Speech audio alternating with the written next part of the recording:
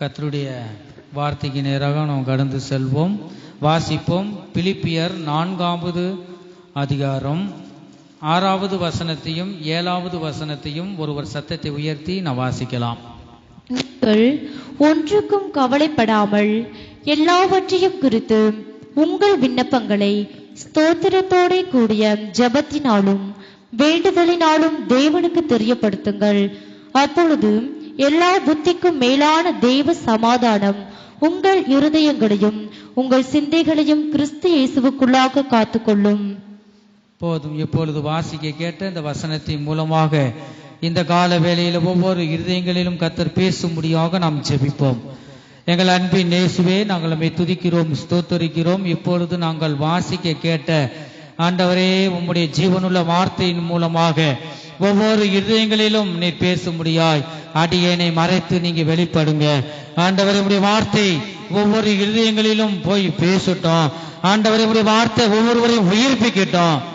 நீங்களே பேசுங்க, நாங்கள் கேட்கிறோம். பெரிய காரியங்களை செய்யுங்க. இயேசுவின் மூலமாய் வேண்டிக் கொள்கிறோம் நல்ல பிதாவே, ஆமென். அல்லேலூயா. கர்த்தருடைய பரிசுத்த நாமத்திற்கு மகிமை உண்டாகட்டும். நீங்கள் ஒன்றுக்கும் கவலைப்படாமல் எல்லாவற்றையும் குறித்து உங்கள் விண்ணப்பங்களை ஸ்தோத்திரத்தோடு கூடிய ஜெபத்தினாலும் வேண்டுதலினாலும் தேவனுக்கு தெரியப்படுத்துங்கள். யாருக்கு தெரியப்படுத்தணுமா? தேவனுக்கு தெரியப்படுத்தணுமா? அப்பொழுது எல்லா புத்திக்கும் மேலான தேவ சமாதானம் உங்கள் இருதயங்களையும் உங்கள் சிந்தனைகளையும் கிறிஸ்து இயேசுவுக்குள்ளாக காத்து கொள்ளும் என்று நாம் வாசிக்க கேட்டோம். கர்த்தருக்கு ஸ்தோத்திரம். இந்த கடைசி காலத்தில் நாம் வந்திருக்கிறோம். குடும்பங்களில் கவலைகள், போராட்டங்கள், சோதனைகள் இவைகள் எல்லாம் வரும். ஆனால் நாம் அவைகள் எல்லாவற்றையும் நாம் சுமந்து கொண்டு இருக்கக்கூடாது. நாம் கர்த்தரிடம் இறக்கி வைக்கணும். வருத்தப்பட்டு பாரம் சுமக்கிறவர்களே, நீங்கள் எல்லாரும் என்னிடத்தில் வாருங்கள், நான் உங்களுக்கு இளைப்பாறுதல் தருகிறேன் என்று இயேசு கிறிஸ்து ஒவ்வொரு மனிதனே அவர் இந்த கடைசி நாட்களில் அழைக்கிறார். கர்த்தருடைய பரிசுத்த நாமத்திற்கு மகிமை உண்டாகட்டும். நீங்கள் ஒன்றுக்கும் ஒரு காரியத்துக்காகிலும் நீ கவலைப்படக்கூடாது. இவைகள் எல்லாவற்றையும் என் பாதபடியிலே நீ இறக்கி வைப்பாயாக என்று இந்த கால வேளையில ஒவ்வொரு மனிதனிடம் தேவன் பேசுகிற ஜீவனுள்ள வார்த்தைகளாக இருக்கிறது. கர்த்தருக்கு ஸ்தோத்திரம். கவலைப்படாதிருங்கள், ஒன்றுக்கும் கவலைப்படாதிருங்கள், ஏனென்றால் தேவன் சமீபமாய் இருக்கிறார். நீங்கள் அறிந்திருக்கிறதை காட்டிலும் நீங்கள் உணர்வதை காட்டிலும் தேவன் உங்களுக்கு சமீபமாய் இருக்கிறார். உங்கள் சூழ்நிலைகள் எப்படிப்பட்ட நிலையில் இருந்தாலும் பாருங்க, கவலைப்படாதிருங்கள். சூழ்நிலைகளை மாற்றுகிறவர் உங்களுக்கு சமீபமாய் இருக்கிறார். நம்முடைய தேவன் காண்கிற தேவனாய், சர்வ வல்லமையுள்ள தேவனாக இந்த கால வேளையில தேவன் நம்மோடு அவர் பேசுகிறார். மகனே, மகளே, நீ ஒன்றுக்கும் கவலைப்படாதே. உன்னுடைய கவலைகள் எல்லாம் என்னிடம் இறக்கி வை. நீ ஏன் கவலைப்படுகிறாய்? ஏன் அநேக பாரங்களை நீ சுமந்து கொண்டே இருக்கிறாய்? என்னிடம் இறக்கி வை. அப்பொழுது உனக்கு இளைப்பாறுதலை தருவேன். உனக்கு நிம்மதியும் சந்தோஷத்தையும் தந்து சமாதானத்தையும் தந்து உன்னை வழி நடத்துவேன் சொல்றார். கர்த்தருக்கு ஸ்தோத்திரம். ஒரு மனிதன் பிறக்கும் போது அழுகையோடு தான் பிறக்கிறான். பிறக்கும் போது மரிக்கும் போதும் கூட அழுகையோடு மரிக்கிறதை நாம் பார்க்கிறோம். கண்ணீர் ஒன்றுதான் மிச்சமாக இருக்கிறது. ஆனால் தேவனிடம் நாம் வந்தால் ஆரம்பமும் முடிவும் சமாதானமாக இருக்கும். ஒரு மனிதனை நான் கவனித்து பார்க்கும் பொழுது இந்த பூமியில பிறக்கும் போது அழுகையோடு தான் பிறக்குது. அதே நேரத்தில் சாகும் போதும் கூட அழுகையோடு வந்துதான் சாகிறதை நாம் பார்க்கிறோம். பாருங்க, ஏன்னா அந்த உண்மையான தேவனை அவங்க அறியல. நாம் பிறக்கும் போதும் பாருங்க, ஆரம்பத்தோட முடிவு நான்வில் சம்பூர்ணமாக காணப்பட வேண்டும். கர்த்தருக்கு ஸ்தோத்திரம். அப்ப தேவனிடம் நாம் வரும்போது பரிபூர்ணமான ஒரு சந்தோஷத்தையும் தருகிறார். கர்த்தருக்கு ஸ்தோத்திரம். ஏசாயா 57வது அதிகாரம் 2வது வசனத்தை பார்க்கிறோம். நேர்மையாய் நடந்தவர்கள் சமாதானத்துக்குள் பிரவேசித்து தங்கள் படுக்கைகளில் இளைப்பாறுகிறார்கள் என்று நாம் பார்க்கிறோம். கர்த்தருக்கு ஸ்தோத்திரம். பிரசங்கி 7வது அதிகாரம் 8வது வசனம். பிரசங்கி 7வது அதிகாரம் 8வது வசனத்துல பார்க்கிறோம், ஒரு காரியத்தின் துவக்கத்தை பார்க்கிலும் அதன் முடிவு நல்லது என்று அந்த வசனத்துல பார்க்கிறோம். கர்த்தருக்கு ஸ்தோத்திரம். நம்ம இந்த பூமியிலே நாம் வந்திருக்கிறோம். நாம் ஒன்றுக்கும் என்ன செய்யக்கூடாது, கவலைப்படக்கூடாது. நம்முடைய முடிவு சம்பூர்ணமாக சந்தோஷமாக காணப்பட வேண்டும். கர்த்தருக்கு ஸ்தோத்திரம். நாம் பாருங்க, ஒரு குழந்தை இந்த பூமியில பிறக்கும் போதும் கூட அதுக்கு சேர்த்து வைக்கணும்னு கவலை. பாருங்க, இப்ப மனுஷனுக்கு பிறந்தது முதல் சாகுவார் என்னதான் கவலை தான். ஆனா இந்த வசனத்துல என்ன பார்க்கிறோம், நீ ஒன்றுக்கும் கவலைப்படாதே, உன் கவலைகள் எல்லாவற்றையும் ஸ்தோத்திரத்தோட கூடிய விண்ணப்பங்களை தேவனுக்கு தெரியப்படுத்துங்கள். அப்ப அவருக்கு நாம் தெரியப்படுத்தும் போதுதான் நமக்கு ஒரு இளைப்பாறுதலை தருகிறார். நம்முடைய விண்ணப்பங்களை அவர் கேட்கிறார். நீ ஒன்றுக்கும் கவலைப்படாத. இந்த கால வேளையில தேவன் நம்மோடு பேசுற ஜீவனுள்ள வார்த்தைகளாக இருக்கிறது. இந்த பூமியில நாம் ஜீவிக்கிறோம், ஒரு காரியத்துக்காக நாம் கவலைப்படாம இந்த பூமியில ஜீவிக்க முடியாது. ஆனா நம் மனிதர்களாக இருக்கிறோம். ஆனா நாம் இயேசுவிடம் வந்தால், நம்முடைய பாரத்தை இயேசுவிடம் இறக்கி வைத்தால் நமக்கு ஒரு காரியத்திலும் கவலை வராது. எல்லாம் இயேசு பார்த்து கொள்வார். நமக்கு விரோதமாக ஏதாவது மந்திரவாதம் வச்சிருக்காங்களோ அந்த பயம் யாருக்கு இருக்குமா? இயேசு இருதயத்தில் இல்லாதவர்களுக்கு, தேவனை பின்பற்றாதவங்களுக்கு தான் என்ன செய்யும், அந்த பயம் இருக்கும். ஒன்றுக்கும் கவலைப்படாதபடி பாருங்க, தேவனிடம் நாம் விண்ணப்பங்களை தெரியப்படுத்தும் போது எல்லா புத்திக்கும் மேலாக தேவ சமாதானத்தை தருகிறார். பாருங்க, எந்த விதத்துக்கும் நாம் பயப்பட வேண்டிய அவசியமே இல்லை. எல்லாம் நம்முடைய தேவன் பார்த்து கொள்வார். என்னை தொடுகிறவன் என் கண்மணியை தொடுகிறான் என்று பார்க்கிறோம். அப்ப கர்த்தருக்குள்ளாக நாம் இருக்கும் போது பெரிய காரியங்களை செய்கிறார். ஒன்றுக்கும் கவலைப்படக்கூடாது. அந்த குழந்தை பாருங்க பிறந்தா இதுக்கு என்ன சேர்க்கணும் பாருங்க, அதுக்கு கவலை, அதுக்கு சேர்த்து வைக்கணுமே என்று கவலை. அந்த பிள்ளை நல்ல பள்ளிக்கூடத்துல சேர்க்கணுமே, வளரும் போது அது கவலை. பாருங்க கர்த்தருக்கு ஸ்தோத்திரம். அந்த பிள்ளை பிறந்ததுல இருந்து ஒவ்வொரு வளர ஒவ்வொன்றுக்கும் நினைத்து தாய் தகப்பனுக்கு கவலை. பாருங்க, அந்த பிள்ளை படிப்பு முடிந்த பின்பு நல்ல வேலையில இருக்கணும்னு கவலை. கர்த்தருக்கு ஸ்தோத்திரம். மனிதனுக்கு பாருங்க, அப்ப இதெல்லாம் யாரு அந்த ரட்சிக்கப்படாதவங்க கவலைப்படுவாங்க. பிறகு நல்ல ஒரு வேலையில சேர்ந்த உடனே நல்ல ஒரு பதவியில இருக்கணும், பாருங்க பதவி உயர்வு கிடைக்கணும், அதுக்கு ஒரு கவலை. கர்த்தருக்கு ஸ்தோத்திரம். அப்ப நம்ம பாருங்க, அதுக்கு பிறகு என்னன்னா நல்ல ஒரு வீடு, நல்ல வேலை, நல்ல ஒரு பதவி, அதுக்கு நம்ம பிள்ளைக்கு மகளுக்கோ மகனுக்கோ ஏற்ற துணை வேணும், அதை நினைச்சு கவலை. கர்த்தர் இந்த கால வேலை என்ன பேசுகிறார், நீ ஒன்றுக்கும் கவலைப்படாத மகனே நீ கவலைப்படுகிறதான ஒரு முளத்தை கூட்ட முடியுமா, குறைக்க முடியுமா? உன் கவலைகள் எல்லாவற்றையும் எனக்கு தெரியப்படுத்து, அதை நான் தருவேன் என்று சொல்லுகிறார். பாருங்க, நல்ல ஒரு பதவி வரும்போது எல்லாமே இருக்கு, ஆனா ஏற்ற துணை வேணுமே என்று கவலை. என்ன கவலை? அந்த ஏற்ற துணை என் ஜாதியில இருக்கணும். பாருங்க, ஆண்டவர் ஆபிரகாமை நோக்கி சொன்னார், உன்னை பெரிய ஜாதியாக்குவேன் என்று சொன்னார். ஜாதி வேற, சாதி வேற. பாருங்க, சாதியில என்னுடைய சாதியில தான் என்ன செய்யணும், ஏற்ற துணை கிடைக்கணும், கலரா வேணும், முடி நிறைய இருக்கணும், பாருங்க அப்ப உயரமா இருக்கணும் சொல்லிட்டு ஒவ்வொன்றும். இதெல்லாம் ஏன் உங்ககிட்ட நான் சொல்றேன்னா, இந்த வழியெல்லாம் நான் கடந்து வந்தவன். பாருங்க, நான் இப்ப முடித்த 17வது பொண்ணு நான் முடிச்சிருக்கிறது. வேண்டான்னு தட்டி விட்டுட்டேன். எப்படின்னா முடி நிறைய இருக்கணும், கலரா இருக்கணும். பாருங்க, நம்ம தேவ சித்தத்துக்கு ஒப்பு கொடுக்கல.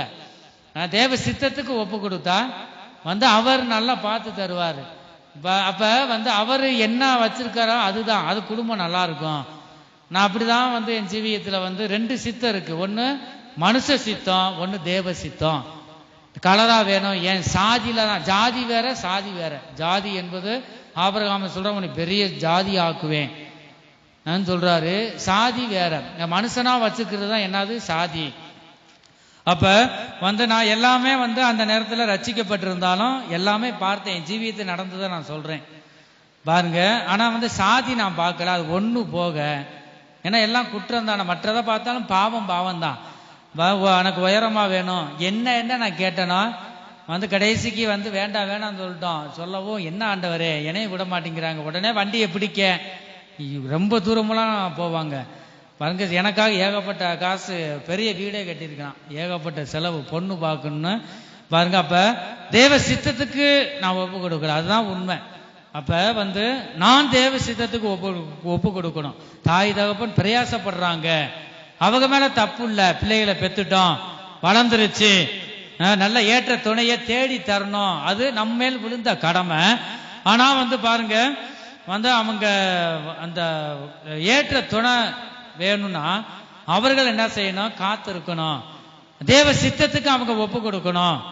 அப்ப ஒப்பு கொடுக்கும் போது அதை நிறைவேற்றி தருவார். என் ஜீவியத்துல நடந்தது அந்த கடைசிக்கு அங்கங்க போய் கடைசிக்கு ஒன்றுமே தள்ளி கல்யாணம் பண்றதுக்கு விருப்பம் இல்லை எல்லாம். ஆனா கடைசிக்கு ஒப்பு கொடுத்து என்ன ஆண்டவரே அவங்களும் ஏகப்பட்ட காசு செலவழிச்சிட்டாங்க, தாய் தகப்பனை கஷ்டப்படுத்த நான் விரும்பல. இயேசுவே உம்முடைய சித்தம் என்னை நிறைவேறட்டும், சித்தம் நிறைவேறட்டுன்னு நம்ம சொல்லிட்டு அதுக்கு மேல நம்ம தலையிடக்கூடாது. நீ எப்படி தாரீரோ அப்படியே நீங்க தாங்க, அப்படிதான் நான் கேட்டுக்கொண்டேன். பாருங்க, எப்படிப்பட்ட கருப்பா கொடுத்தாலும் சரி, நிறமா கொடுத்தாலும் சரி, கர்த்தரோ என்ன செய்யறாரோ முகத்தை, மனுஷனோ முகத்தை பார்க்கிறான், கர்த்தரோ இருதயத்தை பார்க்கிறார். அப்ப அழகு இருந்து ஒரு பிரயோஜனம் இல்ல. அழகு இருந்து வீடுகளில் மாமியாரோடு மாமனாரோடு போராடுவது குடும்ப சமாதான கேடு உண்டாகிரும். அப்ப ஏற்ற வேலையில நல்ல ஒரு மருமகளாக நமக்கு கிடைக்க வேணும், நல்ல மருமகனாக கிடைக்க வேணும் சொன்னா நம்ம என்ன செய்யணுமா? அப்படி சித்தத்துக்கு ஒப்பு கொடுக்கணும். அதுதான் தேவ சித்தம். பத்திரிக்கையில பாருங்க, எல்லாமே சாதி பார்த்து, உயரம் பார்த்து, கலர் பார்த்து, எல்லாமே பார்த்துருவாங்க. கடைசிக்கு இது கர்த்தரால் வந்தது என்று பொய் சொல்லி அதுல பத்திரிக்கை மேல போட்டிருப்பாங்க. பாருங்க, தேவ சித்தத்துக்கு ஒப்பு கொடுக்கறது அப்படியே நடக்கும், டக்கு டக்கு டக்கு நடக்கும். நான் ஒப்பு கொடுத்த அடுத்த நிமிஷத்திலேயே பாருங்க, எனக்கு பொண்ணு பார்த்து 2 வருஷமா பார்த்துக்கிட்டு இருந்தாங்க தொடர்ந்து. ஆனா 17வது பொண்ணு தான் முடிந்தது ஆண்டோடைய கிருபையினால. பாருங்க, ஏகப்பட்ட காசு செலவு. அப்படி சித்தத்துக்கு ஒப்பு கொடுத்த அடுத்த நாளே கர்த்தர் எனக்கு வாய்க்கை செய்தார். கர்த்தருக்கு ஸ்தோத்திரம். அப்ப அதுதான் தேவனுடைய சித்தம். தேவனுடைய சித்தம் அப்படியே நடக்கும். நம்ம எதுவுமே செய்ய வேண்டியதில்லை. வசனம் சொல்லுது பாருங்க, நான் உனக்காக யுத்தம் பண்ணுவேன், யுத்தமோ என்னுடையது, ஜெயமோ உங்களுடையது என்று சொல்லுகிறார். திருமண காரியங்களுக்கு நாம் போனாலும் நாம் நினைக்கிறோம் எத்தனை பிசாசுகள் தடை செய்யும் தெரியுமா உங்களுக்கு? அதனாலதான் அந்நிய பாஷை எதுக்கு நமக்கு தந்திருக்கிறார்னா, அந்நிய பாஷை என்பது நாம் தேவனுக்கும் நமக்கும் பேசுகிறது, தேவனும் நாம் பேசுவது. அந்த அந்நிய பாஷை பேசுறது மற்றவங்க கண்டுபிடிக்க முடியாது. அப்ப பிசாசு கண்டுபிடிக்க முடியாது. ஒரு கடை வைக்கணும்னு நினைச்சாலுமே அந்த கடை வைக்கணும்னு நம்ம பேசுனா பிசாசு கேட்டுரும்.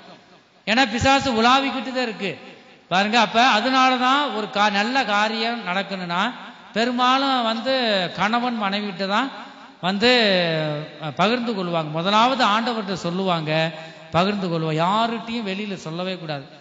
அப்ப நம்ம பிள்ளைகளுக்கு ஒரு பையனுக்கு பார்க்குறோன்னா உங்க பையன்கிட்ட சொல்லலாம், சொல்லிட்டு அவன் யார்கிட்டையும் சொல்லக்கூடாது. 3 பேருக்குள்ளதான் என்ன செய்யணும்? இந்த ரகசியம் இருக்கணும், முடியும் வர. அப்ப இந்த பிசாசு என்ன செய்யுமா? தடை செய்யும். அப்ப பலவித நம்ம ஜீவியத்திலும் பலவித போராட்டங்களும் உண்டு. அப்படினால நாம் தேவனோடு நாம் பேசணும். ஒண்ணு அந்நிய பாஷையினால தேவனோடு தெரியப்படுத்தணும். ஸ்தோத்திரங்களை செலுத்தி, வசனம் என்ன இருக்கு? ஸ்தோத்திரங்கள் இன்னொரு வாசி இந்த வசனத்தை. பிலிப்பியர், தேவனுக்கு தெரியப்படுத்துமா ஸ்தோத்திரங்களோடு விண்ணப்பங்களை. பிலிப்பியர் 4வது அதிகாரம் 6வது வசனத்தையும் 7வது வசனத்தையும் வாசி. நீங்கள் ஒன்றுக்கும் கவலைப்படாமல் எல்லாவற்றையும் குறித்து உங்கள் விண்ணப்பங்களை ஸ்தோத்திரத்தோட கூடிய ஜெபத்தினாலும் வேண்டுதலினாலும் தேவனுக்கு தெரியப்படுத்துங்கள். அப்பொழுது எல்லா புத்திக்கும் மேலான தேவ சமாதானம் உங்கள் இருதயங்களையும் உங்கள் சிந்தைகளையும் கிறிஸ்து இயேசுவுக்குள்ளாக காத்துக்கொள்ளும். ஹல்லேலூயா, கர்த்தருக்கு ஸ்தோத்திரம். இந்த இடத்துல பாருங்க, ஒன்றுக்கும் என்ன செய்யக்கூடாது? கவலைப்படாமல் எல்லாவற்றையும் குறித்து உங்கள் விண்ணப்பங்களை விண்ணப்பங்களை எப்படியா நேரடியா அனுப்பக்கூடாதான். விண்ணப்பங்களை, இந்த விண்ணப்பம் பண்ணின விண்ணப்பங்களை ஸ்தோத்திரத்தோட கூடிய, அடுத்து என்னது, ஜெபத்தினாலும் வேண்டுதலினாலும் தேவனுக்கு தெரியப்படுத்துங்கள். அப்பொழுது, எப்பொழுது, அப்பொழுது என்ன வருமா, எல்லா புத்திக்கும் மேலான தேவ சமாதானம் உங்கள் இருதயங்களிலும் உங்கள் சிந்தனைகளையும் கிறிஸ்து இயேசுவுக்குள்ளாக காத்துக்கொள்ளும். அப்ப ஒரு காரியத்துக்கு நம்ம போகும் பொழுது தேவ சமாதானம் நமக்குள்ள வரும். ஒரு பொண்ணோ ஒரு மாப்பிள்ளையோ ஏதோ நம்ம பார்க்கிறோம். அப்ப நம்ம கிளம்பி போகும்போது வேதத்தை எடுத்து வாசிக்கணும். வேத வார்த்தையின் மூலமாக ஆண்டவர் பேசுவார். அப்ப இந்த பேசுற வார்த்தை நமக்குள்ள சமாதானமா இருக்கணும். இப்ப வீடுகளுக்கு போறோம், பொண்ணு மாப்பிள்ளைக்கு பிடிச்சிருச்சு, அது மாத்திரம் இல்ல, நம்ம இருதயத்துல ஒரு பொங்கி வரணும் சமாதானம். அதுதான் தேவனுடைய சித்தம். இது அப்ப பாருங்க, அப்ப போகும் பொழுது பெரும்பாலும் நாள் பார்ப்பாங்க. அதெல்லாம் பார்க்க கூடாது என்று பழைய ஏற்பாடு காலத்துல இயேசு கிறிஸ்து சொல்லி இருக்கிறார். நாள் பார்க்க கூடாது, குறி கேட்க கூடாது என்று நாம் பார்க்கிறோம். நேரம் கூட பார்க்க கூடாதான். கர்த்தருக்கு ஸ்தோத்திரம். அப்ப தேவ சித்தத்துக்கு ஒப்பு கொடுத்து வீட்டிலிருந்து போவதற்கு கிளம்பி போகும் பொழுது ஆண்டவருடைய பாதுகாப்பு என்னோடு இருக்கட்டும், இந்த காரியத்தை வாய்க்கை செய்யுங்கன்னு சொல்லிட்டு போகணும். ஆண்டவரே உன் கரத்துல கொடுத்துட்டேன், ஆண்டவர் நீ கொடுத்த மகன் தான் அப்பா, உம்முடைய பிள்ளை, ஏற்ற துணை. ஆபிரகாம் பாருங்க, தன் ஊழியக்காரர் தான் அனுப்புனார். அவர் நேரா போகல, சொன்னாரு பாருங்க ஆண்டவர்கிட்ட, ஆண்டவரே உம்முடைய சித்தம் அப்பா, உம்முடைய சித்தம் நடக்கட்டும். பாருங்க ஆண்டவர் தான் முன் செல்றாரு. ஏன்னா பலவித சத்துரு மேற்கொள்ளுமா. ஒரு நல்ல காரியத்துக்கு போகும்போது சத்துரு பலவிதமா, அதே மாதிரி ஆலயத்துக்கு நீங்க வந்தாலுமே தடை செய்யும். அதனால வீடுகளை நீங்க ஜெபம் பண்ணிட்டு அது மேற்கொள்ளணும்னா நம்மளால நினைச்சா முடியாது. பரிசுத்த ஆவியானவர் சேனைகளின் கர்த்தர் நமக்கு முன் சொல்லணும். அதான் வசனம் இருக்கு, யுத்தமோ என்னுடையது. இப்ப யுத்தம்னா என்ன, நம் ஜீவியத்தில் கிரியை செய்கிற சத்துருவின் வல்லமைகள். அப்ப சத்துருவை முறியடிக்கணும்னா இந்த ஆவியானவர் நமக்கு முன் சென்று இப்படியே முறியடிச்சுட்டே போவார். நமக்கு தெரியாது, நம்ம ஆவியா இருக்கிறார். நமக்கு முன்பாக நமக்கு விரோதமாய் கிரியை செய்கிற சத்துருவை முறியடிப்பார். நல்ல காரியத்துக்கு போகும்போது யார் மூலமாவது தடை செய்யும். ஊழியக்கார் மூலமாக, விசுவாசி மூலமாக, நம்ம நெருங்கி இருக்கிற நண்பர்கள் மூலமாக, சொந்த பந்தம் மூலமாக, யார் மூலமாவது பிசாசு என்ன செய்யுமா, பயன்படுத்தும், கருவியாக பயன்படுத்தி இந்த காரியத்தை கெடுக்க பார்க்கும். அப்ப அது எச்சரிக்கையா இருக்கணும். அதனாலதான் ஆண்டவர் சொல்றாரு, யுத்தமோ என்னுடையது. உன் ஜீவியத்துக்கு கிரியை செய்கிற, உன் நல்ல காரியத்துக்கு விரோதமாய் கிரியை செய்கிற சத்துருவின் வல்லமைகளை நான் யுத்தம் செய்து அதை நிர்மூலமாக்கி போடுவேன். நீ சும்மா இருந்தா போதும். ஆண்டவர் அதே சொல்றார், நீங்க சும்மா இருங்கள். அப்ப ஸ்தோத்திரத்தோட கூடிய விண்ணப்பங்களை தேவனுக்கு தெரியப்படுத்திக்கிட்டே இருக்கணும். யுத்தம் கர்த்தருடையது. அப்ப கர்த்தர் ஒரு கண்டு வைக்கிறோம்னா, ஒரு மரம் வச்சா அந்த தண்ணி ஊத்தாம இருப்போமா, பட்டு போக நம்ம வைக்க மாட்டோம். மரம் வச்சவன் தண்ணி ஊத்தாம போவானா, பழமொழியை நீங்க கேள்விப்பட்டிருப்பீங்க. அது மாதிரி கர்த்தர் நம்மளை உண்டாக்கினவர், நம்மை சிருஷ்டித்த தேவன். நம்ம எத்தனை பிள்ளைகள் அவர் தான் தந்திருக்கிறார். அவருக்கு இல்லாத கவலை நமக்கு இல்ல. நீ ஒன்றுக்கும் கவலைப்படாம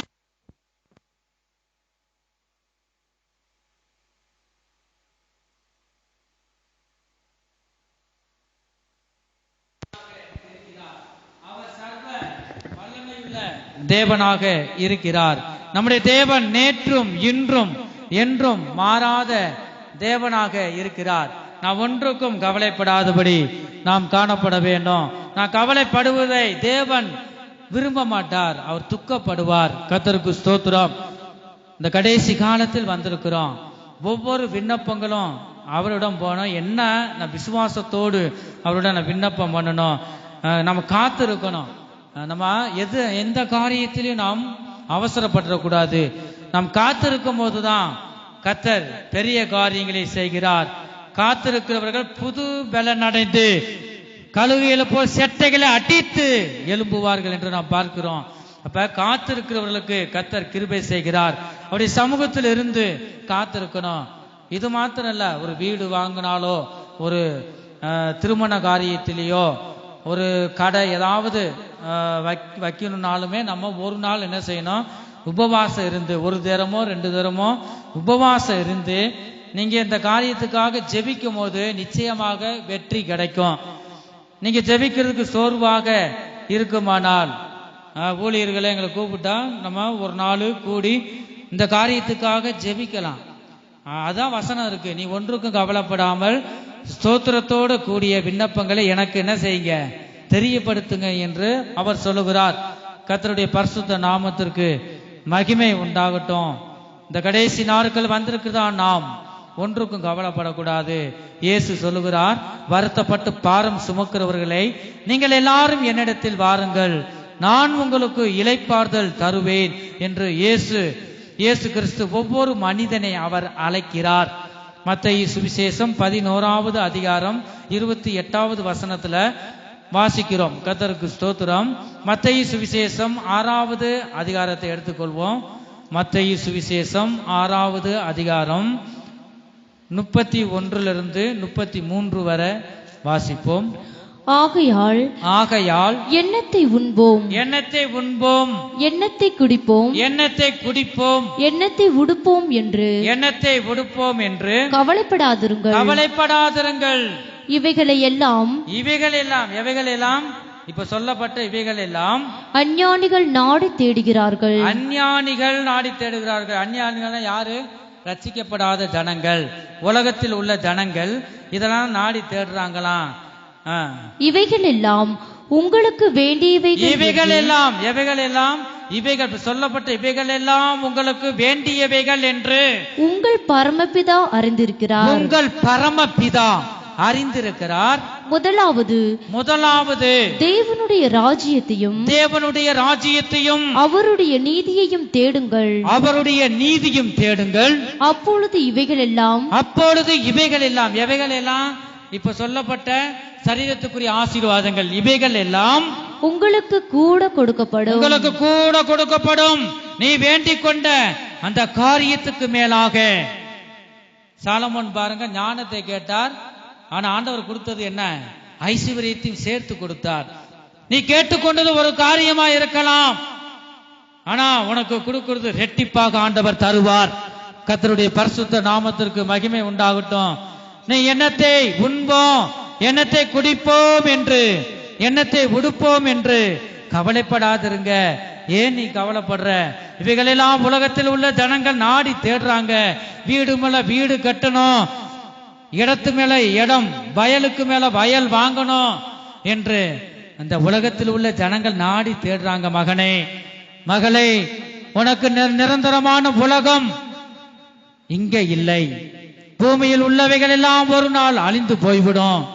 ஏன்னா உனக்கு தேவைகள் என்ன? ஒரு மனிதனுக்கு நல்ல ஒரு வீடு, நல்ல உடை, உணவு, அதை விட நமக்கு என்ன வேணும் ஒரு மனிதனுக்கு? அவைகள் எல்லாவற்றையும் நான் தருவேன் என்று சொல்லுகிறார்.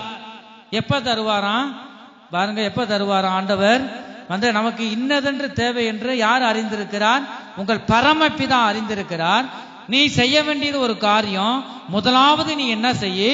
தேவனுடைய ராஜ்யத்தையும் அவருடைய நீதியும் தேடு. அப்ப அவருடைய நீதினா என்ன?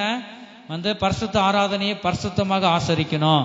அவர் சொன்ன கட்டளைகள் எல்லாவற்றிலும் நாம் கை கொண்டு அதுல நடக்கணும். அவருடைய வார்த்தைகளுக்கு, அவர் வார்த்தையை கேட்டு அந்த வார்த்தைக்கு நாம் செவி கொடுக்கணும்.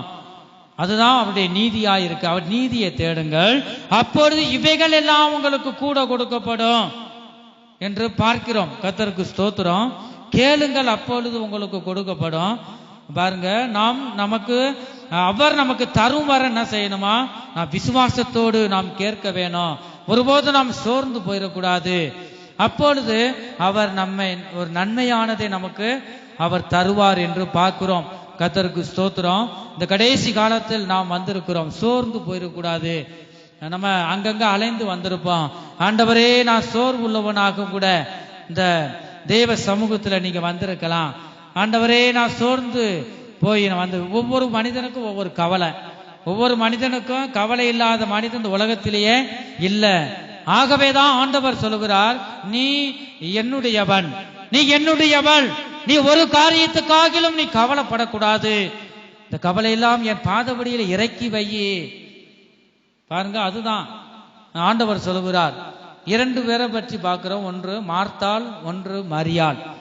பாருங்க, அது தேவ சமூகத்துல காத்திருந்து அந்த தேவனுடைய சமூகத்திலிருந்து தேவனுடைய சொல்ற வார்த்தை கேட்டுக்கொண்டு இருந்தானா.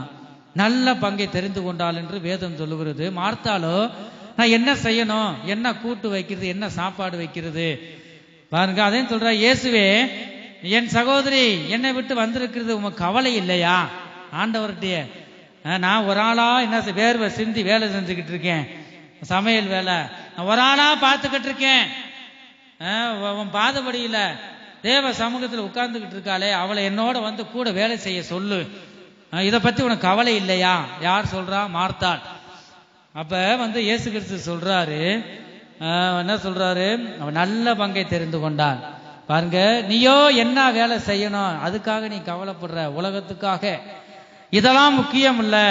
என் சமூகத்தை நீ நாடி தேடு, இவைகள் எல்லாம் உனக்கு கூட கொடுக்கப்படும். இந்த மரியாள் நல்ல பங்கை தெரிந்து கொண்டால், விட்டு எடுபடாத நல்ல பங்கை தெரிந்து கொண்டால், அது நீங்களும் நானும் இதைத்தான் நாம் செய்ய வேணும். தேவ சமூகத்தில் நாம் இருக்கும்போது நமக்காக சேனைகளின் கர்த்தர் நமக்காக யுத்தம் செய்து ஜெயத்தின் தேவனாய் ஜெயத்தை நமக்கு வாங்கித்தர நம்முடைய தேவன் வல்லமையுள்ள தேவனாக இருக்கிறார். கர்த்தருக்கு ஸ்தோத்திரம்.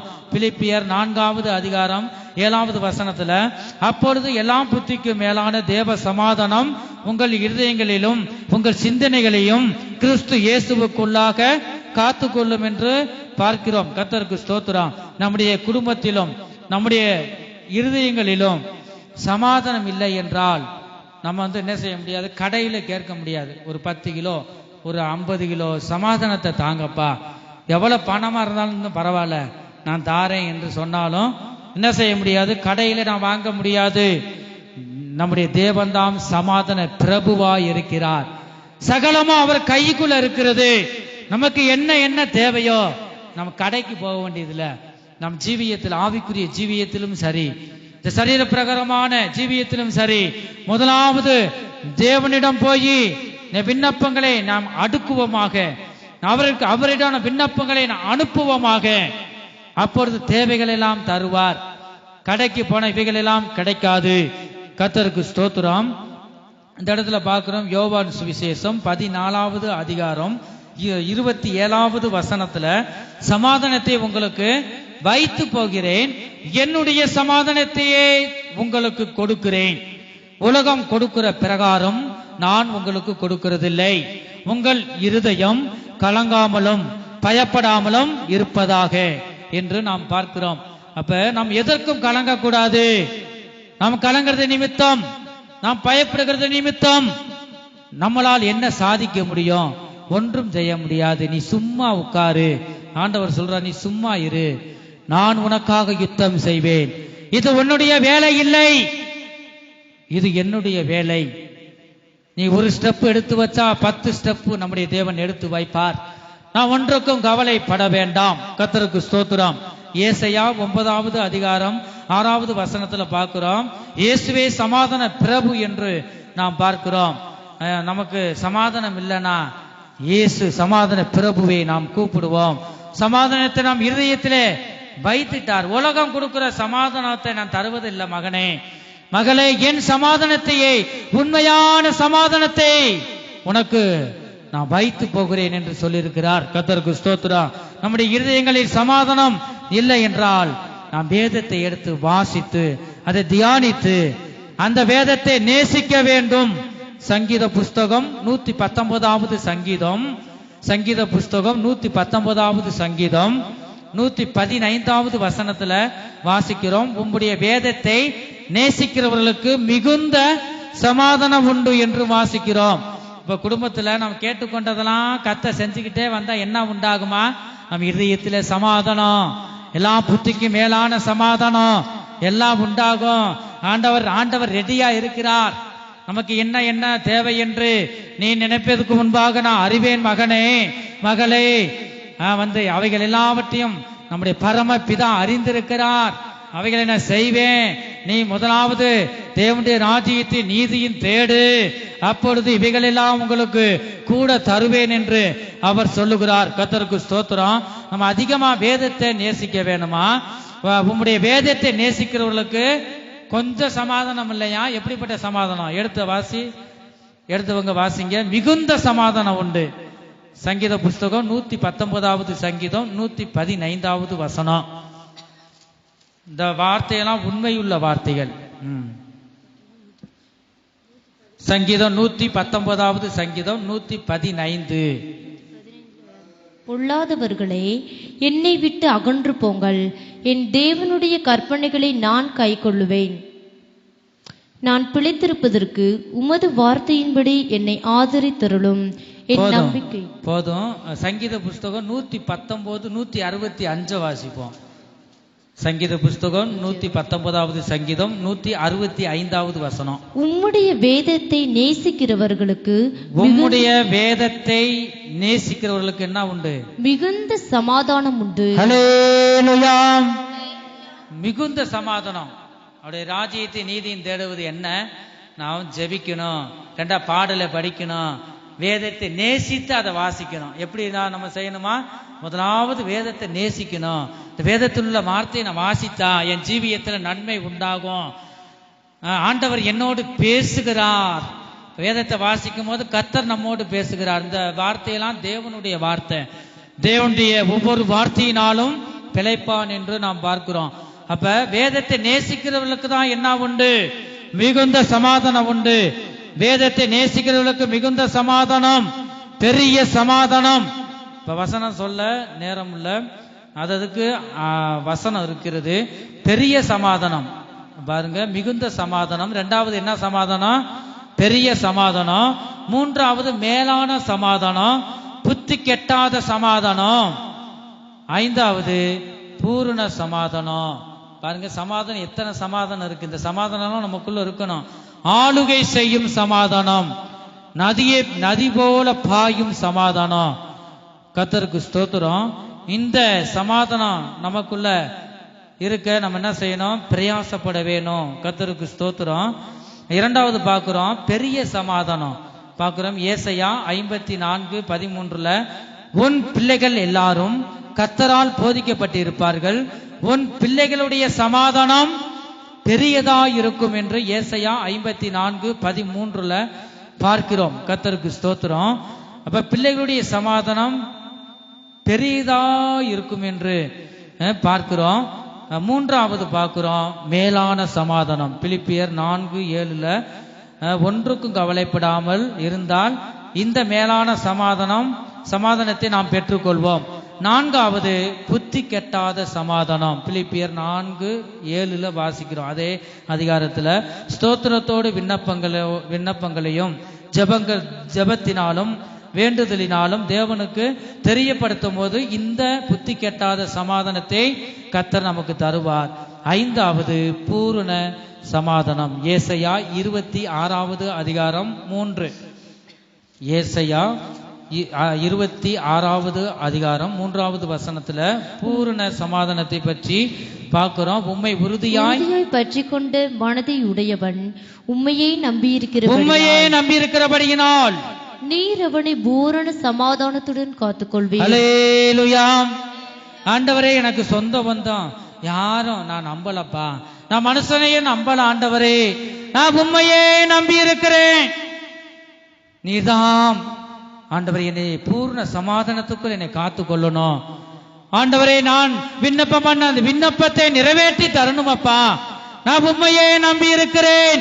இந்த வசனம் அதுதான் சொல்லுது. உண்மையே உறுதியாய் பற்றி கொண்ட மனது உடையவன். அப்ப உறுதியாக ஒரு காரியத்தில் இருக்கணும். உறுதியாக பற்றி கொண்ட மனது உடையவன் உண்மையே நம்பி இருக்கிறபடியினால் நீர் அவனை பூரண சமாதானத்துடன் காத்துக்கொள்வீர் பார்க்கிறோம். நான்காவது பார்க்கிறோம் ஆளுகை செய்யும் சமாதானம். கொலோசியர் 3:15 வசனத்துல வாசிக்கிறோம். கொலோசியர் 3:15 தேவ சமாதானம் உங்கள் இருதயங்களில் ஆளக்கடவுது என்று நாம் பார்க்கிறோம். கர்த்தருக்கு ஸ்தோத்திரம்.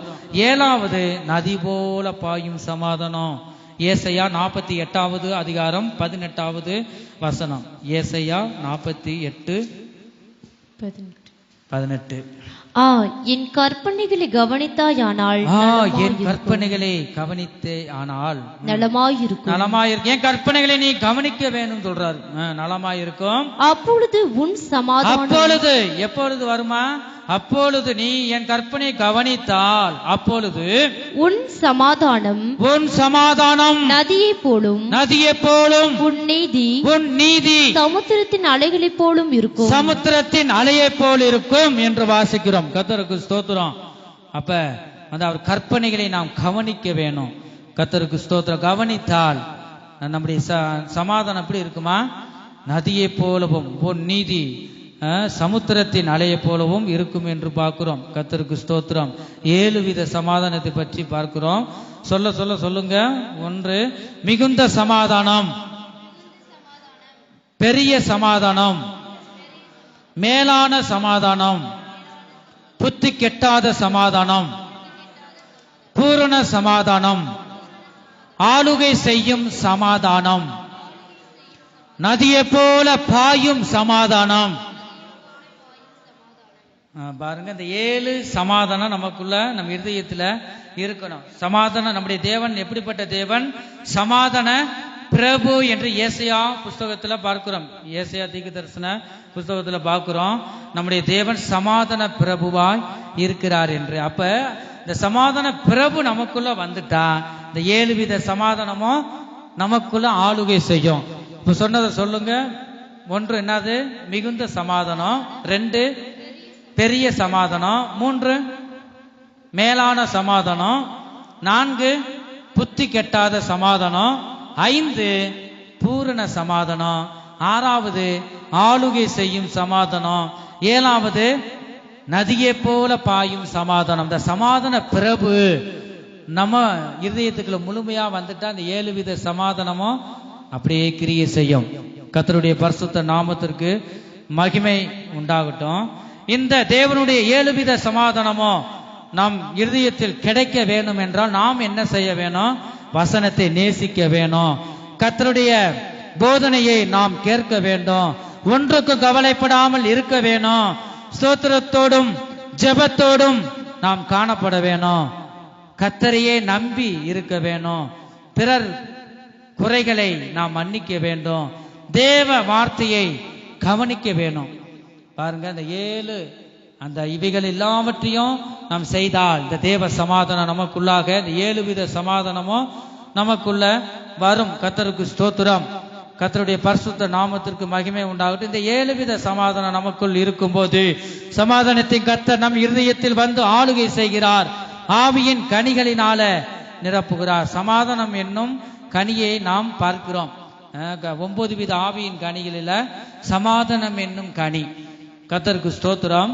கவலைப்படுகிறதுனால் நாம் என்ன செய்ய முடியும்? நம்மளால என்ன செய்ய முடியாது? ஒன்றும் செய்ய முடியாது. கர்த்தருக்கு ஸ்தோத்திரம். மத்தேயு சுவிசேஷம் 6வது அதிகாரம் 27வது வசனத்தை நாம் வாசிக்கிறோம். கவலைப்படுகிறதினாலே உங்களில் எவன் தன் சரீர அளவோடு ஒரு முழத்தை கூட்டுவான். கர்த்தருக்கு ஸ்தோத்திரம். பாருங்க, அந்த கவலைப்படுகிறதுனாலே நான் ஒருபோதும் கவலைப்பட்ட நம்ம சரீரம் தான் ஒடுங்கும். சரீரம் ஒடுங்கி போயிடும். எதற்கும் கவலைப்படக்கூடாது. எல்லாம் அவருக்கு தெரியும். நம் நடைகள், நம்ம அசைவுகள், நம்முடைய பேச்சுகள், நம்ம மக என்ன செய்யுது, ஒவ்வொரு அசைவும் ஆண்டவர் பார்த்து கொண்டிருக்கிறார். அப்ப நீங்க இந்த முழுக்க ஞானஸ்தானம் எடுத்து தேவனுக்குள்ள வரும்போது ஒவ்வொரு அசைவும் அவர் பார்க்கிறார். அப்ப நம்ம ஸ்தோத்திரம் பண்றதா நீங்க சும்மா உட்கார்ந்து நீங்க என்ன செய்யுங்க? ஸ்தோத்திரம் பண்ணிக்கிட்டே இருங்க. உனக்கு என்னென்ன கவலையோ அதெல்லாம் நீ ஸ்தோத்திரத்தோட கூடிய விண்ணப்பத்தை நீ பண்ணு. இந்த விண்ணப்பத்தெல்லாம் நான் தருவேன். நீ எதுக்கும் கவலைப்படாதுன்னு சொல்றாரு. கர்த்தருக்கு ஸ்தோத்திரம். மத்தேயு சுவிசேஷம் 16வது அதிகாரம் 26ல வாசிக்கிறோம். மத்தேயு சுவிசேஷம் 16வது அதிகாரம் 26. மனுஷன் உலகம் முழுவதையும் ஆதாயப்படுத்திக் கொண்டாலும் தன் ஜீவனை நஷ்டப்படுத்தினால் அவனுக்கு லாபம் என்ன? மனுஷன் தன் ஜீவனுக்கு ஈடாக எண்ணத்தை கொடுப்பான். ஒரு மனிதனுக்கு பாருங்க, ஒரு மனிதனுக்கு எல்லாம் காணப்படலாம். சமாதானம் இல்லை என்றால் இந்த பூமியில வாழ முடியாது, அந்த பரலோகத்துக்கு கூட போக முடியாதான். வசனம் அப்படி இருக்கு பாருங்க. நம்ம அந்த மனுஷன் உலகம் முழுவதும் ஆதாயப்படுத்தி கொள்ளலாம், ஆனா எல்லாம் இருந்து சமாதானம் இல்லைன்னா அந்த மனிதனுக்கு ஒன்றுமே இல்லை. நீ ஜீவனை நஷ்டப்படுத்தினா அதுக்கு பதில என்ன நீ தருவ? மனுஷன் தன் ஜீவனுக்கு ஈடாக எண்ணத்தை கொடுப்பான். தேவ சமாதானம் முக்கியம். என்னென்ன நமக்குள்ள இருந்தாலும் தேவ சமாதானம் இல்லை என்றால் இப்ப நம்ம பூமியில வாழ முடியாது. எங்க வாசிக்கிறோம்? சமாதானம் இல்லாமல் இந்த பூமியிலும் நாம நிம்மதியா இருக்க முடியாது. அப்ப பரலோகத்திலையும் போக முடியாதான் சமாதானம் இல்லைன்னா. வாசிக்கிறோம் எபேரியர் 12வது அதிகாரம் 14வது வசனம். எபேரியர் 12வது அதிகாரம் 14வது வசனத்துல வாசிக்கிறோம், யாவரோடும் சமாதானமாய் இருக்கவும். சமாதானமாய் இருங்க, யாவரோடும் எல்லாரோடும் நீ சமாதானமாய் இருங்க. பரிசுத்தம் உள்ளவர்களாய் இருக்கவும் நாடுங்கள். பரிசுத்தம் உள்ளவர்களாக இருக்கவும் நாடுங்கள். பரிசுத்தம் இல்லாமல் ஒருவனும் கர்த்தரை தரிசிப்பதில்லையே. அல்லேலூயாம், அல்லேலூயாம், அல்லேலூயாம். நீங்க ஆராய்ந்து பாருங்க உங்க ஜீவியத்தை, ஆவி, ஆத்மா, சரீரத்தை. ஒரு சில விண்ணப்பங்கள் அப்படியே போய்கொண்டே இருக்கிறது. குடும்பத்துல சமாதானம் இல்ல, ஒரு விண்ணப்பங்கள் நிறைவேறாம இருக்கு. நீங்க ஆராய்ந்து பாருங்க யாரு கூட நம்ம சமாதானமா இருக்கிறோம். பாருங்க இந்த வசனத்துல யாவரோடு சமாதானமா இருக்கணும், அதே மாதிரி பரிசுத்தம் உள்ளவர்களாக இருக்க நாடணும். பரிசுத்தம் இல்லாமல் ஒருவனாகிலும் அவருடைய வரியில போக முடியாது. அப்ப சமாதானமா இருக்கும். நம்முடைய தேவன் சமாதான பிரபு. அவர் சமாதானமாக இந்த பூமியில ஜீவித்தா, சொல்லிட்டு போகல, அவர் செய்து காண்பித்தார். அடிச்சுவடுகளை நமக்கு வைத்து போனார். நான் சென்ற வழியில நீ செல்ல வேணும், நானே வழியும் சத்தியமும் ஜீவனுமாயிருக்கிறேன், என்னை இல்லாமல் ஒருவனும் பிதாவினிடத்தில் வரான் என்று இயேசு கிறிஸ்து சொல்லுகிறார். அவரை சமாதான பிரபு. எல்லாரும் கூடயும் நீங்க ஒரு சிலர் கூட சமாதானமா இல்லை என்றால் நீங்க போய் சமாதானம் பண்ணுங்க. ஒருவனுடைய வழிகள் தேவனுக்கு பிரியமா இருந்தால் சத்துருக்களையும் என்ன செய்வாராம்? சமாதானம் பண்ண செய்வார். ஒருவனுடைய வழிகள், நம்முடைய வழிகள் தேவனுக்கு பிரியமாய் இருந்தால் சத்துருக்களையும் சமாதானம் பண்ண செய்வார். உன்னுடைய வழி தேவனுக்கு முன்பாக பிரியமாய் இருக்கிறதா? தேவன் விரும்புகிற பிரகாரமாக உன்னுடைய வழி இருக்கிறதா? இந்த வேளையிலே சிந்தித்து பார்ப்போமாக. அப்படி தேவனுக்கு பிரியமுள்ள ஜீவியம் செய்தால், உன்னுடைய வழி தேவனுக்கு பிரியமாய் இருந்தால், நீ கேட்டுக்கொண்ட ஒரு விண்ணப்பமாகலும் தோல்வியாய் போகாது. அது வெற்றியாக முடியும், ஜெயமாக முடியும். யாவரோடும் சமாதானமாக இருக்க நாம் கற்றுக்கொள்வோமாக, நாடுவோமாக. பரிசுத்த உள்ளவர்களாக நாம் ஜீவிக்க நாம் என்ன செய்யணும்? தேவனுடைய பார்வையில இருக்கணும். அவருடைய வசனம் நமக்குள்ள இருக்கும்போது ஒவ்வொரு நாளும் நாம் பரிசுத்தமாகி கொண்டிருக்கிறோம். கர்த்தருடைய பரிசுத்த நாமத்திற்கு மகிமை உண்டாகட்டும். ஒரு குடும்பத்திலேயோ ஒரு மனிதனுடைய ஜீவியத்திலேயோ சமாதானம் இல்லை என்றால் அந்த குடும்பத்துல மன்னிக்கிற குணங்கள் இராது. ஒருத்தர் பேசிட்டாலும் மன்னிக்க மாட்டாங்க. கர்த்தருக்கு ஸ்தோத்திரம். சமாதானம் இல்லாம டெய்லி சண்டையா இருக்கும். இந்த குடும்பம் நல்லா கவனித்து பாருங்க. கணவன் மனைவிக்குள்ள 2 பேர்கிட்ட பார்க்கும்போது மன்னிக்கிற குணங்கள் இருக்காது. அப்ப சமாதானத்தை வச்சுட்டு போயிட்டேன்னு சொல்லிட்டாரு ஆண்டவர். நம்ம இருதயத்துக்குள்ள வச்சுட்டாரு. சமாதானமா இருப்பதும் இல்லாமல் இருக்கு நம்ம கையில இருக்கு. பாருங்க, நாம் தான் ஒருவருக்குற விட்டு கொடுத்து இந்த குடும்பத்துல போகணும். உன் வாழ்க்கை உன் கையிலே. ரட்சிக்கப்படாத மனிதனுக்கு கூட இந்த அறிவு இருக்கு. பாருங்க, அப்படி சொல்லுவதை நாம் பார்க்கிறோம். நம் சமாதானமாக இருப்பதற்கு நாம் நாட வேணும். கர்த்தருக்கு ஸ்தோத்திரம். சமாதானம் இந்த குடும்பத்துல வேணும்னா மன்னிக்கிற சுபாவம் நமக்கு வேணும். கொலோசியர் 3வது அதிகாரம் 13வது வசனத்துல நாம் பார்க்கிறோம், ஒருவருக்கொருவர் என்ன செய்யணுமா? தாங்கி. ஒருவர் பேரில் ஒருவர் குறைபாடு உண்டானால் கிறிஸ்து உங்களுக்கு மன்னித்தது போல ஒருவருக்கொருவர் மன்னியுங்கள். பாருங்க, இந்த வசனம் என்ன இருக்குன்னா, ஒருவருக்கொருவர் தாங்கணுமா இல்லையா? நம்ம ஆலயத்துக்கு வருகிறவர்களாம் ஒரே குடும்பத்தில் உள்ள ஜனங்கள். தேவனை ஏற்றுக்கொண்ட ஒரே குடும்பம் பாருங்க. அப்ப ஒரு குடும்பத்துக்கு ஏதாவது ஒரு தேவைகள் தேவைப்பட்டா அதை நம்ம அறிமுகப்படுத்தி நல்ல காரியத்தை நாம் செய்து வைக்க வேணும். அப்ப ஒருவர் ஒருவர் தாங்குங்க, அதுவே என் பலியா இருக்கிறது என்று சொல்லுகிறார். ஒரு வஸ்திரம் இல்லையா, இந்த வஸ்திரத்தை வாங்கி தாங்க. உணவு இல்லையா, முடிஞ்ச அளவுக்கு செய்யணும். பாருங்க உனக்கு உண்டானவைகளை பிச்சை கொடு, அப்பொழுது சகலமும் சுத்தமாய் இருக்கும். அப்ப நம்ம சுத்தமாய் பரிசுத்தமாக ஆக வேண்டும் என்றால் நமக்கு உண்டானவை என்ன இருக்கோ அதை செய்யணும். ஆலயத்துக்கு வருகிற ஒவ்வொருவரும் நம்முடைய பிள்ளைகள், ஒருவருக்கு நம்ம ஒரே குடும்பத்தில் உள்ளவங்க, ஒருவர் என்ன செய்யணுமா, தாங்கி எந்த காரியத்தையும் தாங்க வேணும். கர்த்தருக்கு ஸ்தோத்திரம். அவங்களுக்கு உதவி செய்யணும். ஒருவர் பேரில் ஒருவருக்கு குறைபாடு உண்டானால், எல்லாரும் 5 விரல் ஒண்ணு போல இருக்கா பாருங்க, ஒரு விரல் கம்மியா இருக்கு, ஒன்னும் உயரமா இருக்கு. அப்ப ஆண்டவர் சிருஷ்டித்திருக்கிறார் பாருங்க. இந்த வசனம் என்ன சொல்லுது, எல்லாரும் ஒண்ணு போல இருக்க முடியாதப்பா. ஒருவர் பேரில் ஒருவர் குறைபாடு உண்டானால் கிறிஸ்து உங்களுக்கு மன்னித்தது போல ஒருவருக்கொருவர் மன்னியுங்கள். பாத்தீங்களா, இப்படி யார் சொல்றா, ஆண்டவர் பவுல் மூலமாக சொல்லுகிறார். கர்த்தர் நம்மோடு இந்த வேளையில பேசுகிறார். கர்த்தருக்கு ஸ்தோத்திரம். எபேசியர் 4வது அதிகாரம் 32வது வசனத்துல பார்க்கிறோம், மன்னிக்க வேண்டும் என்று தேவன் அந்த இடத்துல சொல்றார். கர்த்தருக்கு ஸ்தோத்திரம். நமக்கு மன்னிக்கிற சுபாவம் இருந்தால் போதும், நம்மை தேவன் உயர்ந்த ஸ்தானத்தில் வைப்பார். வாசி எபேசியர் 4வது அதிகாரம் 32. ஒருவருக்கொருவர் தயவாயும் மன உருக்கமாயும் இருந்து கிறிஸ்துவுக்குள் தேவன் உங்களுக்கு மன்னித்தது போல நீங்களும் ஒருவருக்கொருவர் மன்னியுங்கள். மன்னிக்கணும். கர்த்தராகிய இயேசு கிறிஸ்து சிலுவையில கூட மன்னிக்கிறார். அவர் மன்னிக்கிறார். ஆண்டவரே இவர்கள் செய்கிறது என்னதென்று ஆண்டவரே அவங்க அறியலப்பா. அவரு சிலுவையில் அறையப்பட்டது தேவன் என்று அவளுக்கு தெரியல உண்மையாகவே. பாருங்க, அப்ப பிதாவை நோக்கி சொல்றாரு, ஏசப்பா பிதாவே இவர்களுக்கு மன்னியும் என்று. பாருங்க, நான் உனக்கு மன்னித்தது போல நீங்க ஒருவருக்கொருவர் மன்னியுங்க என்று ஆண்டவர் இந்த வேளையில பேசுகிறார். இப்படி குடும்பத்துல மன்னிக்கிற சுபாவம், மனைவி ஏதாவது பேசிட்டா நீ இறங்கி மன்னி, நான் உனக்கு மன்னித்தது போல நீ மன்னிக்க வேணும் என்று சொல்றாரு.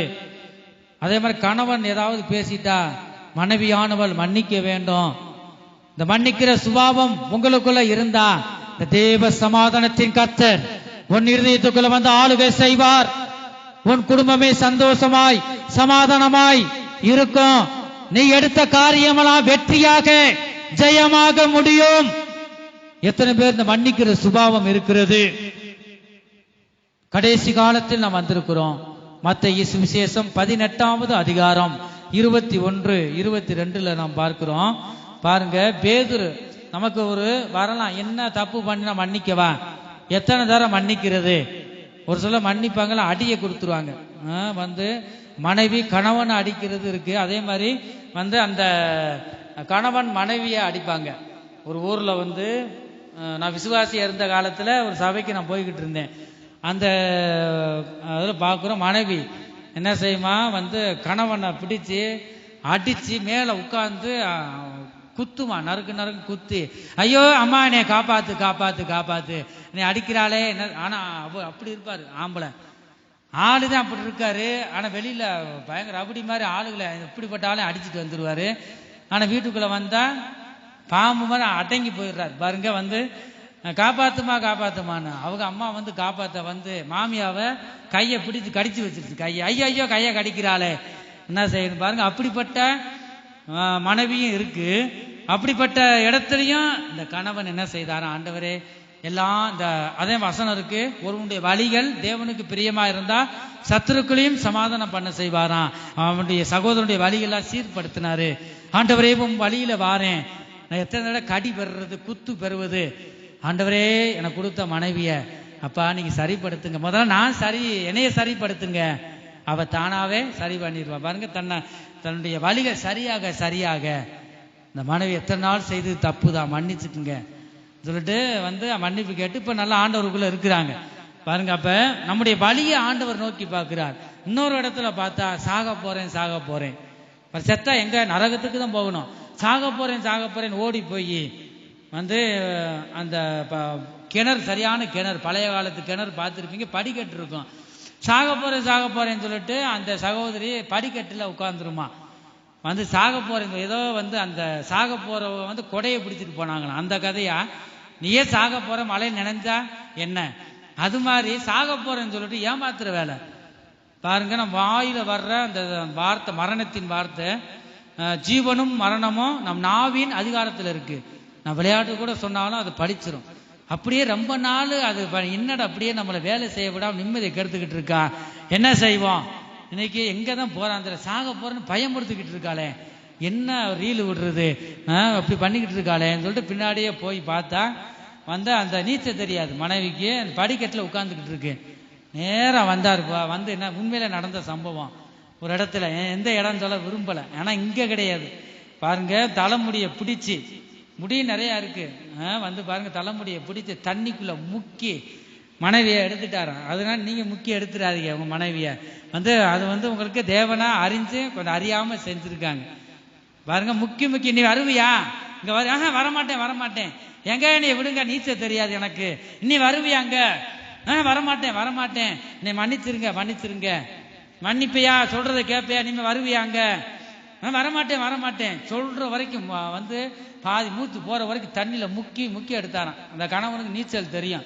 அப்ப வந்து சாக போறேன் நீ சொல்லாத, இந்த வார்த்தை பழிக்கும், இனிமே இப்படி செய்யாத. ஆண்டவர்கிட்ட மன்னிப்பு கேட்டான சகோதரன், ஆண்டவரே மன்னியுங்கப்பா, நான் முக்கிய எடுத்து தப்பு தான், அப்படியாவது அறிவு வரட்டும்னு நான் செஞ்சேன், இதனால தப்பு தான், செய்யக்கூடாது தான், ஆனா பொறுமையாக இருக்கணும்.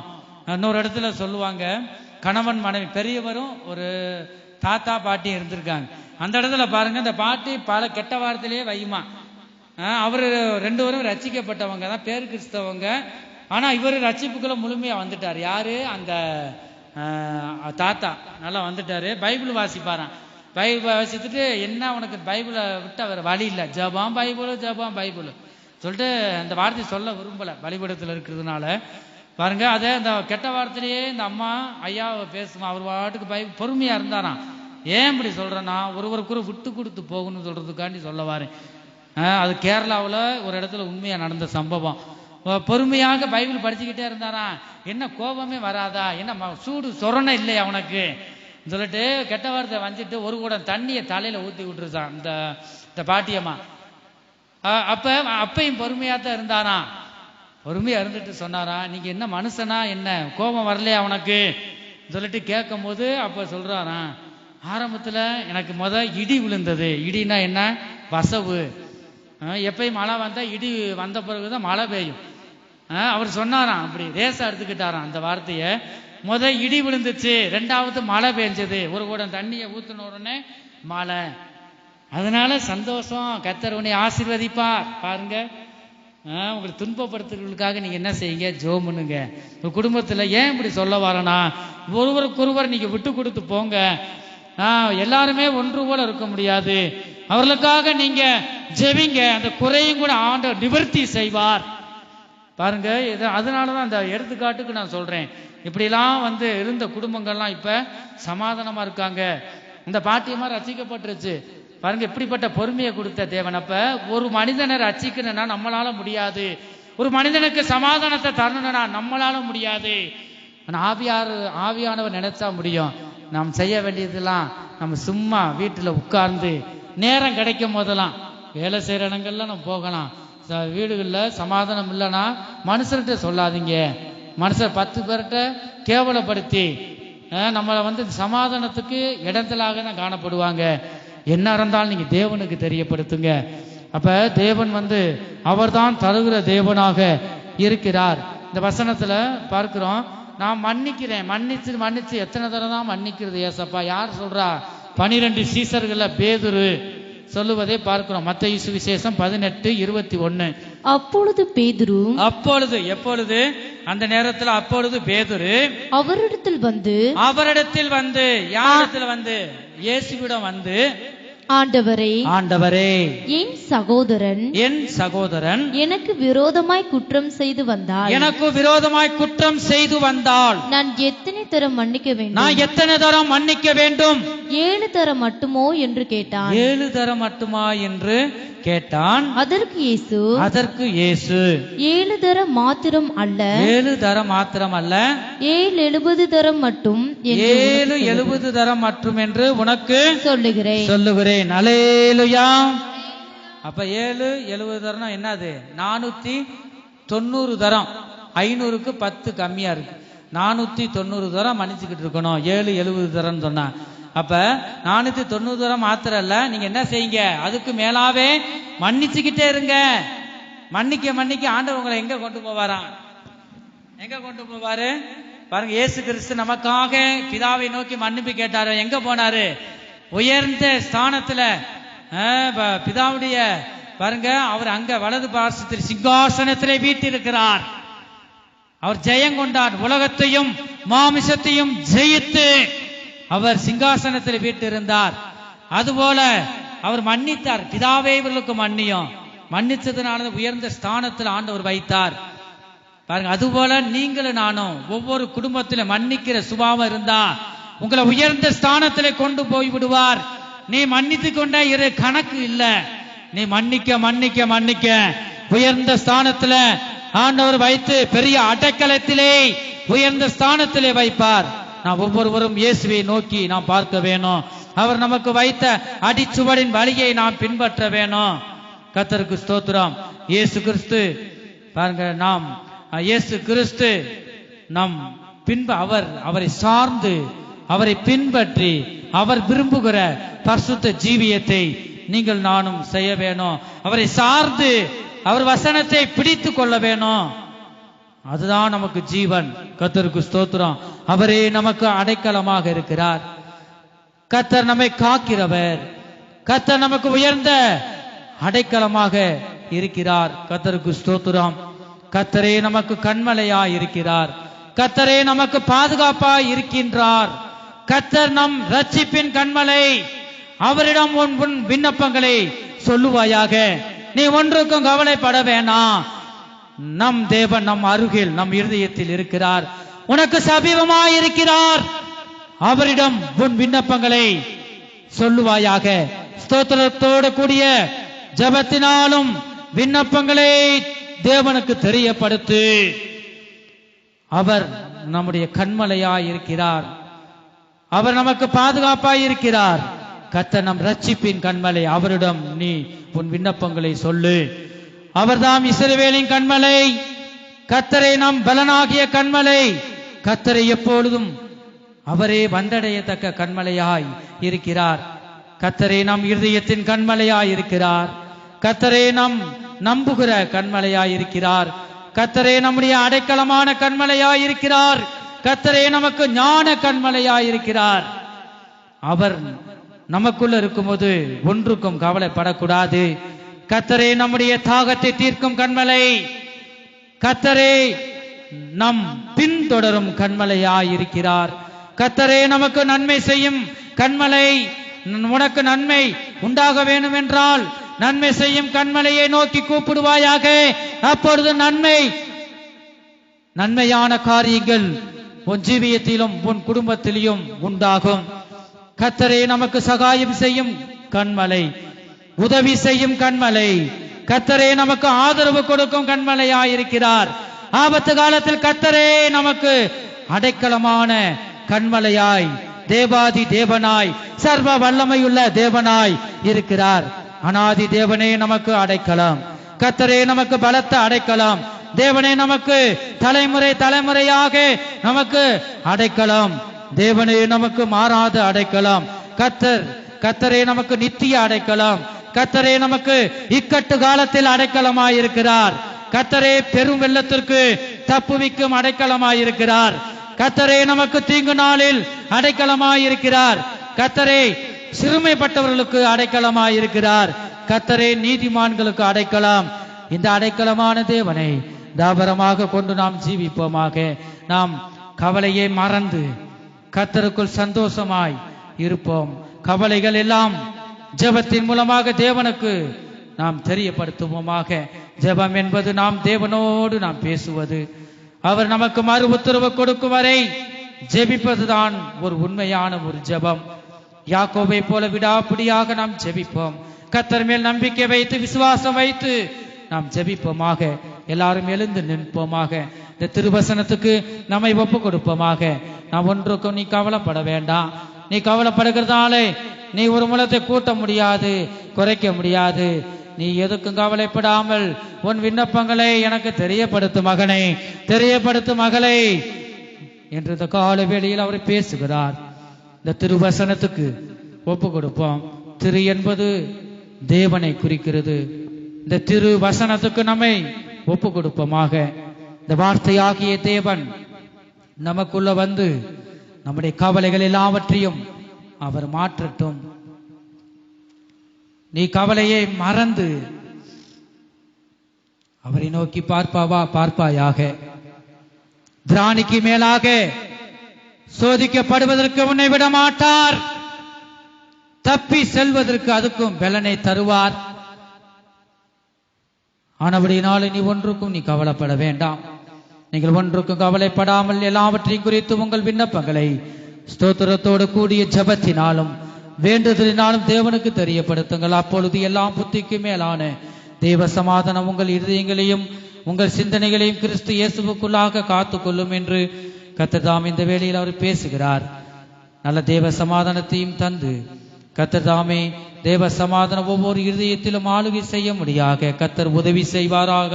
கர்த்தருடைய பரிசுத்த நாமத்திற்கு மகிமை உண்டாகட்டும். கர்த்தருக்கு ஸ்தோத்திரம். ஜெயம் கொடுக்கும் தேவனுக்கு கோடி கோடி ஸ்தோத்திரம். கவலையை மறந்து கரங்களை தட்டி பாடுவோம். வாழ்வளிக்கும் இயேசு ராஜாவுக்கு வாழ்நாளெல்லாம் ஸ்தோத்திரம். ஜெயம் கொடுக்கும் தேவனுக்கு கோடி கோடி ஸ்தோத்திரம். வாழ்வளிக்கும் இயேசு ராஜாவுக்கு வாழ்நாளெல்லாம் ஸ்தோத்திரம். அல்லேலூயா அல்லேலூயா பாடுவேன், ஆனந்த துணியால் உயர்த்துவேன். அல்லேலூயா அல்லேலூயா பாடுவேன், ஆனந்த துணியால் உயர்த்துவேன். ஜெயம் கொடுக்கும் தெய்வனுக்கு கோடி கோடி ஸ்தோத்திரம். வாழ்வளிக்கும் இயேசு ராஜாவுக்கு வாழ்நாளெல்லாம் ஸ்தோத்திரம். ஜெயம் கொடுக்கும் தேவனுக்கு கோடி கோடி ஸ்தோத்திரம். வாழ்வளிக்கும் ராஜாவுக்கு வாழ்நாளெல்லாம் ஸ்தோத்திரம். ஜெயம் கொடுக்கும் தேவனுக்கு வாழ்வளிக்கும் ராஜாவுக்கு வாழ்நாளெல்லாம் ஸ்தோத்திரம். கொண்டாடுவோம் கொண்டாடுவோம், கவலைகள் மறந்து நாம் பாடுவோம். கொண்டாடுவோம் கொண்டாடுவோம், கவலைகள் மறந்து நாம் பாடுவோம். இயேசு ராஜா வந்திருக்கிறார், எல்லாரும் கொண்டாடுவோம். கைதட்டி நாம் பாடுவோம். இயேசு ராஜா வந்திருக்கிறார், எல்லோரும் கொண்டாடுவோம். கைதட்டி நாம் பாடுவோம். கூப்பிடு நீ பதில் கொடுப்பார், குறைகள் எல்லாம் நிறைவாக்குவார். கூப்பிடு நீ பதில் கொடுப்பார், குறைகள் எல்லாம் நிறைவாக்குவார். உண்மையாக தேடுவோரே உள்ளத்தில் வந்திடுவார். ஆமென் ஆமென். உண்மையாக தேடுவோரே உள்ளத்தில் வந்திடுவார். கொண்டாடுவோம் கொண்டாடுவோம், கவலைகள் மறந்து நாம் பாடுவோம். கொண்டாடுவோம் கொண்டாடுவோம், கவலைகள் மறந்து நாம் பாடுவோம். தேவனை பாடுவோம். கொண்டாடுவோம் உண்மையாக உண்மையாக நாம் பாடுவோம் தேடுவோரின் உள்ளத்தை கொண்டாடுவோம், அவர் வந்து விடுவார். கொண்டாடுவோம். ஹல்லேலூயா. வல்லமை, வல்லமை, வல்லமை. தேவ வல்லமை, தேவ வல்லமை. உண்மையாக தேடுவோரின் உள்ளத்திலே ஆண்டவரே இந்த வேளையிலே நீ இறங்குவீராக. நீ இறங்குவீராக. வல்லமை, வல்லமை. பரிசுத்த ஆவியானவருக்கு நம்மை ஒப்புக் கொடுப்போமாக. பரிசுத்த ஆவியானவருக்கு நம்மை ஒப்புக் கொடுப்போம். வல்லமை, வல்லமை, வல்லமை, வல்லமை. கவலையை மறந்து, கவலையை மறந்து ஆவியானவரை கொண்டாடு. கவலைகள் மறந்து இயேசு ராஜா ஒவ்வொரு இல்லத்திலும் இறங்கட்டும். ஆவியானவரே கவலைகளை மறக்கட்டும். கவலைகள் மறந்து நன்மை செய்யும், நன்மையை காணட்டும். உம்முடைய பிள்ளைகள் நன்மையை காணட்டும். உம்முடைய பிள்ளைகள் நன்மையை காணட்டும். உம்முடைய பிள்ளைகள் நன்மையை காணட்டும். வல்லமை, வல்லமை, வல்லமை, வல்லமை, வல்லமை. தேவ வல்லமை, தேவ வல்லமை. கவலைகள் மறந்து நாம் பாடுவோம், ஆண்டவரே, கொண்டாடுவோம். சமாதானத்தை கர்த்தர் ஒவ்வொரு இதயத்திலும் இறங்குவதாக. ஆண்டவருடைய சமாதானம் ஆளுகை செய்யட்டும். நாம் பாடுவோம், வல்லமை, கொண்டாடுவோம். வல்லமை, வல்லமை, வல்லமை, வல்லமை, வல்லமை, வல்லமை. ஆமென், ஆமென், ஆமென், ஆமென். மறந்து நாம் பாடுவோம், ஹல்லேலூயா, ஹல்லேலூயா. கவலைகள் மறந்து ஆமென், ஆமென், நாம் ஆமென். பாடுவோம். ஹல்லேலூயா, ஹல்லேலூயா. ஆண்டவரே ஸ்தோத்திரம் அப்பா, உமக்கு நன்றி ராஜா. ஸ்தோத்திரம், ஸ்தோத்திரம். கர்த்தர் தாமே சமாதான பிரபுவாய் இருக்கிறார். இயேசு ராஜா வந்திருக்கிறார். எல்லாரும் கொண்டாடுவோம், கைதட்டி நாம் பாடுவோம் என்று நாம் பாடினோம். கவலைகள் மறந்து நாம் பாடுவோம். ஒன்றுக்கும் கவலைப்படாமல் கர்த்தரிடம் நாம் வைக்கும் போது கர்த்தர் உதவி செய்கிறார்.